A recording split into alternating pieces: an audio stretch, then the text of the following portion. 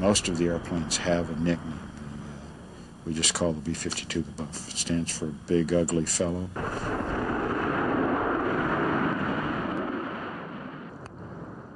Officially, she's the Stratofortress. Boeing built several models. The G and H models are still in service today.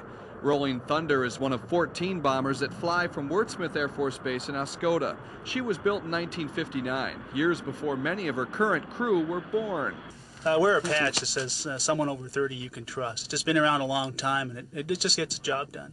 Her jobs include service in Vietnam and Desert Storm. Almost all of Wurtsmith's bombers served overseas. Captain Chris Howell was the navigator on 27 missions in Desert Storm. The B-52's widespread bombing was credited as one of the reasons that the ground war was so effective. And the B-52 dropped more weapons than anything else did. It was really the force that dropped on all the troops out there to demoralize them to the point that the first days of the ground war ended up being the last days. The navigator is just one of 5 members of the B-52's crew. The bomber did have a gunner, but the military cut that position last year. In the cockpit are the pilot and co-pilot. Behind them is the electronic warfare officer.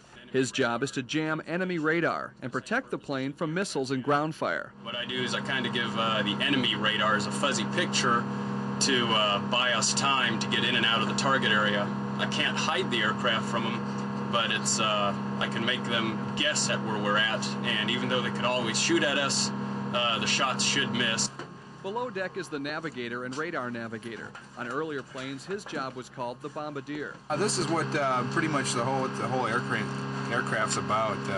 Plane drops bombs. I make sure the bombs go to the target. If it wasn't for us, it would be just one big computer flying the aircraft. Everybody on this plane is just as important as everyone else. This plane won't work unless there's 5 guys who are doing their job, and that's what I like. No crew flies the same plane all of the time, but the crews do stay together. That way you get to know what each person and how they function, how they you get a crew coordination. You get to work together, and you know exactly what the other person's going to do in a tough situation. It's not unusual for crews to spend up to 2 years together, but with Wurtsmith's impending closure next year, many of the crew will be transferring to different bases. Some will train on different planes. Joe's new assignment will be on the new B-1 bomber. The B-1 is supposed to be much quieter in the cockpit. It's newer, it's faster, it is able to maneuver a little bit better.